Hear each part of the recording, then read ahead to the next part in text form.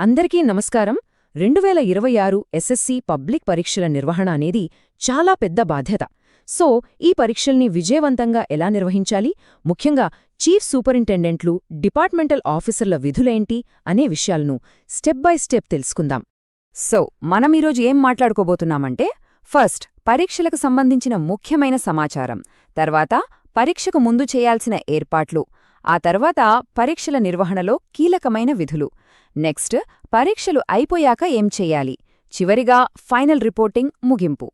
ఇక్కడ ఒక చాలా ముఖ్యమైన విషయం మనం గుర్తుంచుకోవాలి.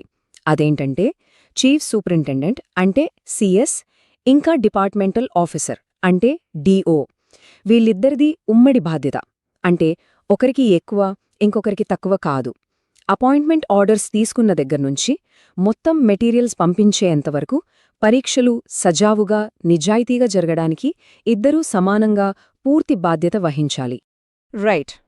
ఇప్పుడు ప్రీ ఎగ్జామ్ ప్రిపరేషన్స్ అంటే అసలు మొదటి పరీక్ష మొదలవ్వడానికి ముందే మనం ఏం పనులు పూర్తి చేయాలి?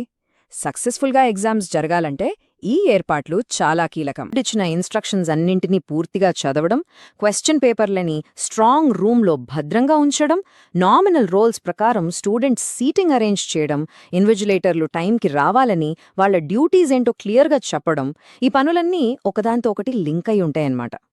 ఇక్కడ మనం గమనించాల్సిన విషయం ఏంటంటే, ఎగ్జామ్స్ బాధ్యత కేవలం ఎగ్జామ్స్ సెంటర్ వరకే కాదు, బయట అధికారులతో కూడా కోఆర్డినేట్ చేసుకోవడం అంతే ముఖ్యం.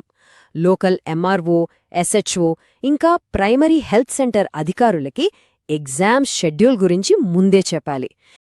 సరే, ఇప్పుడు విద్యార్థులు సెంటర్కి వచ్చినప్పుడు మనం ఏం చేయాలో చూద్దాం. ఎంట్రెన్స్ దగ్గరే ప్రతి స్టూడెంట్ను క్షుణ్ణంగా చెక్ చేయాలి. వాళ్ల దగ్గర ఏమైనా నిషేధించిన వస్తువులుంటే వెంటనే స్వాధీనం చేసుకోవాలి. ఒకవేళ బుర్ఖా ధరించిన విద్యార్థులుంటే వాళ్లను మహిళా సిబ్బంది మాత్రమే చెక్ చేయాలి. అలాగే అంధులు లేదా ఇతర ప్రత్యేక అవసరాలున్న విద్యార్థులకు స్క్రైబ్స్ను మనం ఏర్పాటు చేయాలి. ఇది మన బాధ్యత. ఇప్పటివరకు మనం పరీక్షకు ముందు చేయాల్సిన పనుల గురించి మాట్లాడుకున్నాం. ఇప్పుడు అసలైన ఆపరేషన్ అంటే పరీక్ష జరుగుతున్నప్పుడు మన కీలక విధులేంటో చూద్దాం. ఇది చాలా చాలా ముఖ్యమైన సెక్షన్. పరీక్షల పవిత్రతను కాపాడాలంటే కొన్ని విషయాలను ఎగ్జామ్ సెంటర్లో అస్సలు అనుమతించకూడదు. అవేంటంటే, మొదటిది మొబైల్ ఫోన్లు చీఫ్ సూపరింటెండెంట్తో సహా ఎవ్వరి దగ్గర ఉండకూడదు. రెండోది రిపోర్టర్లు, ప్రైవేట్ స్కూల్ కరస్పాండెంట్లు, వీళ్లకు లోపలికి అనుమతి లేదు. ఇక పోలీసులు కూడా ఎగ్జామ్ రూమ్స్ లోపలికి రాకూడదు. చివరిగా ఎట్టి పరిస్థితుల్లోనూ క్వశ్చన్ పేపర్ను ఫోటోకాపీ తీయడం లాంటివి చెయ్యకూడదు. వీటన్నిటి విషయంలో జీరో టాలరెన్స్ పాలసీ ఫాలో అవ్వాలి. అన్నింటికన్నా ముఖ్యమైన ప్రశ్న, సీల్ చేసిన క్వశ్చన్ పేపర్ ప్యాకెట్ను ఎప్పుడు ఓపెన్ చేయాలి? ఇది చాలా కీలకమైన విషయం. దీనికి ఒకటే సమాధానం: పరీక్ష మొదలవ్వడానికి సరిగ్గా 10 లేదా 15 నిమిషాల ముందు మాత్రమే ఓపెన్ చెయ్యాలి. అంతకన్నా ముందు అస్సలొద్దు. అది కూడా ఎవరుండాలి? చీఫ్ సూపరింటెండెంట్, డిపార్ట్మెంటల్ ఆఫీసర్, ఇంకా ఇద్దరు ఇన్విజిలేటర్లు. ఈ నలుగురు సమక్షంలోనే ప్యాకెట్ తెరవాలి. ఆ తర్వాత ఆ ప్యాకెట్ మీద నలుగురు సంతకాలు పెట్టి తేదీ, సమయం ఖచ్చితంగా రాయాలి. ఇక ఆన్సర్ బుక్లెట్స్ విషయానికి వస్తే మనకు 2 రకాలుంటాయి. చాలా సబ్జెక్టులకు 24 పేజీల మెయిన్ బుక్లెట్ ఇస్తాం.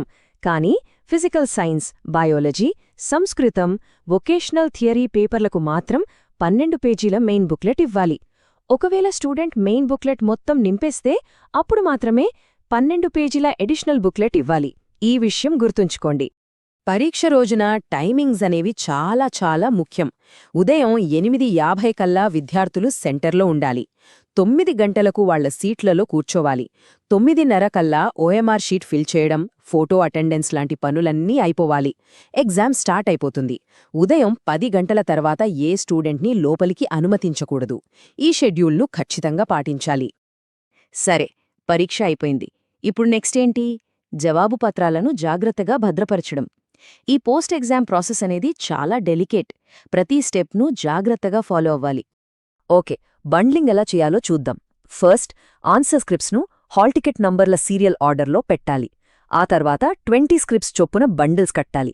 ఇంగ్లీష్ మీడియం, తెలుగు మీడియం వేరువేరుగా కట్టాలి. గుర్తుంచుకోండి, ప్రతి బండిల్తో పాటు డీఫామ్ను జత చెయ్యాలి. ఆ బండిల్ను ముందు పేపర్తో, ఆ తర్వాత ఒక పాలిథీన్ కవర్తో చుట్టాలి. చివరిగా వాటన్నింటినీ ఒక గుడ్డ సంచులో పెట్టి సీల్ వేసి లేబుల్ అతికించాలి. మనమిందాక డీఫామ్ గురించి మాట్లాడుకున్నాం కదా, దాన్ని ఎలా మార్క్ చేయాలో చూద్దాం.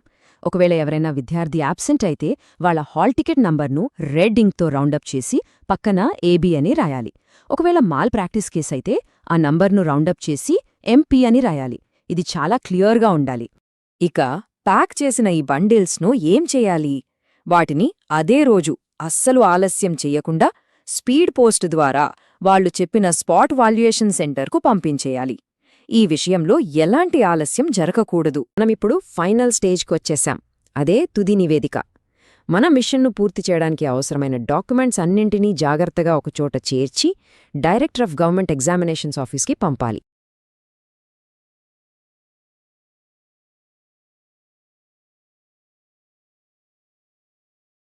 ఇప్పటిదాకా మనం చూసిన ఈ రూల్స్ అన్నింటి వెనుకున్న అస్సలు సూత్రమేంటో ఇప్పుడు చూద్దాం. ఈ మొత్తం ప్రాసెస్కి ఫౌండేషన్ ఏంటో తెలుసుకుందాం. ఈ 4 విషయాలు అస్సలు మర్చిపోకూడదు. 1. ప్రిపరేషన్ పక్కాగా ఉండాలి. 2. రూల్స్ని స్ట్రిక్ట్గా ఫాలో అవ్వాలి. 3. ఎక్కడైనా తప్పు జరిగితే వెంటనే రిపోర్ట్ చేయాలి. 4. ప్రతి ఆన్సర్ షీట్ని చాలా జాగ్రత్తగా హ్యాండిల్ చేయాలి. ఈ 4 కలిసినప్పుడే ఎగ్జామ్స్ అనేవి సక్రమంగా న్యాయబద్ధంగా జరుగుతాయి. ఈ మొత్తం ప్రాసెస్కి సారాంశం ఒక్కటేనండి. ఈ పరీక్షల సమగ్రత అనేది అందులో ఇన్వాల్వ్ అయిన ప్రతి ఒక్క అధికారిపైన ఆధారపడి ఉంటుంది. చీఫ్ సూపరింటెండెంట్ దగ్గర్నుంచి ఇన్విజిలేటర్ వరకు ప్రతి ఒక్కరి శ్రద్ధ, నిజాయితీ, అదే ఈ సిస్టంకి బలం. ఇది మనందరి ఉమ్మడి బాధ్యత.